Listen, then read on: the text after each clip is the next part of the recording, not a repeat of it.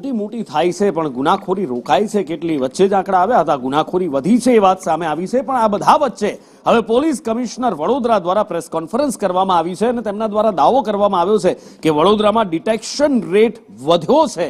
ગુનાનો rate વધ્યો ઘટ્યો એની વાત નથી કરી, પણ ડિટેક્શન રેટ વધ્યો છે અને સાથે કેટલાક આંકડા આપી પોતે જ પોતાની અને પોતાના ડિપાર્ટમેન્ટની પીઠ થપથપાવી છે।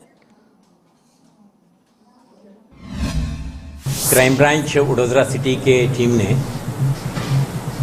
अरविंद जयंती भाई व्यास जो केरालू डिस्ट्रिक्ट अमरेली का रहने वाला है, उनको मोटरसाइकिल थेफ्ट के केस में कल अरेस्ट किया है।